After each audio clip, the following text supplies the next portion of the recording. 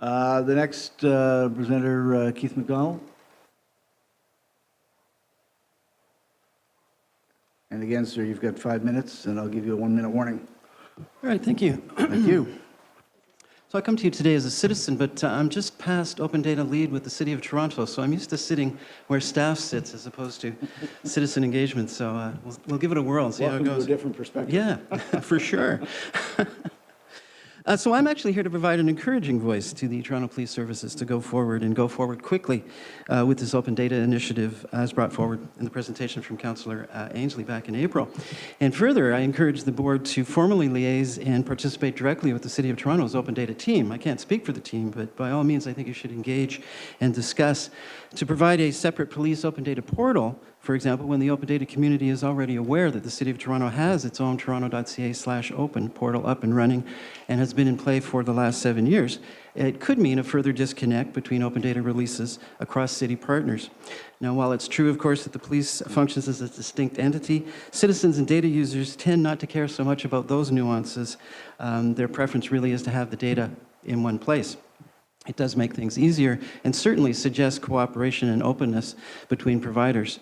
Precedents for this, by the way, include the TTC, which delivers its data to the toronto.ca/open.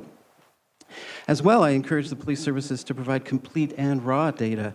If I learned anything while working on the City of Toronto's Open Data Initiative, it's that users do need that raw, unedited data.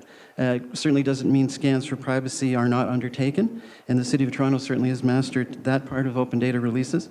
But it does mean that privacy shouldn't become an excuse not to release data, as was suggested by Mark Richardson. Again, I encourage in-depth cooperation with City of Toronto teams involved in their open data initiative. Much has been learned by this team, and that will be of the benefit to the police services and vice versa. Certainly what police will be encountering can also augment the City of Toronto's initiatives. As well, you're faced with some advantages and disadvantages starting your open data initiative at this point. Advantages, a lot of the legwork on policies and those kind of privacy assessments has already been done. Disadvantages are that the community has become way more mature than it was when we began back in 2008 and 9.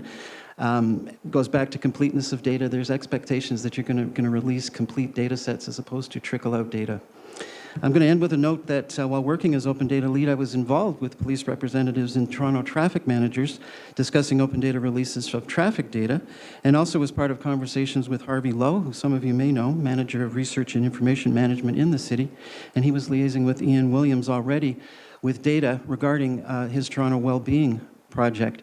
In both cases, some data has already been made available or is being considered to be made available for you to advance. Now, formally with open data releases, it makes great sense to consult with the city sides that you already have interactions with, and please do not reinvent the wheel.